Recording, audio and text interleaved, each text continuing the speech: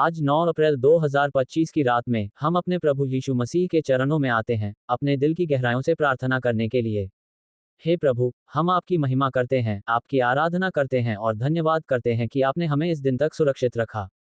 आपने हमें जीवन, सांस और आशा दी है। आपने हमें अपने प्रेम से ढका है और आपने अपने अनुग्रह से हमें हर क्षण संभाला है। इस रात में, जब हम विश्राम की ओर बढ़ रहे हैं, हम अपनी आत्माओं को आपके सामने समर्पित करते हैं।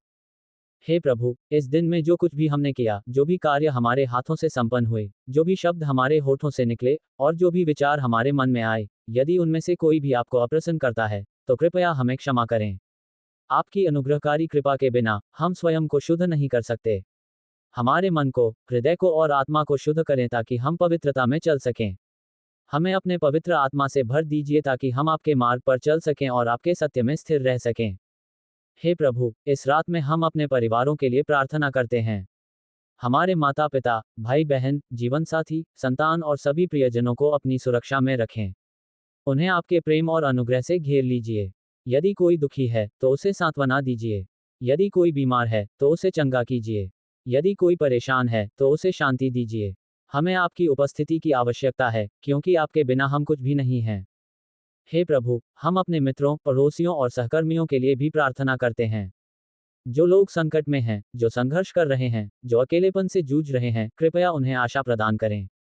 जो लोग आपकी ओर मुड़ना चाहते हैं, उन्हें अपने प्रेम से खींच लीजिए और उन्हें उद्धार का मार्ग दिखाए। जो लोग अभी भी अंधकार में हैं, उन्हें अपने ज्योतिर्मय सत्य से प्रकाशित कीजिए। हे प्रभु, हम इस संसार के लिए भी प्रार्थना करते हैं। चारों ओर अशांति, पीड़ा, दुख और अनिश्चितता है। लेकिन हम जानते हैं कि आप सदा नियंत्रण में हैं। हम प्रार्थना करते हैं कि आपकी इच्छा पूरी हो और आपका राज्य आए। सभी देशों के नेताओं को ज्ञान दीजिए कि वे न्याय और सच्चाई के साथ निर्णय लें। जहां युद्ध और हिंसा है, वहां शांति लाने के लिए हमें प्रयोग करें।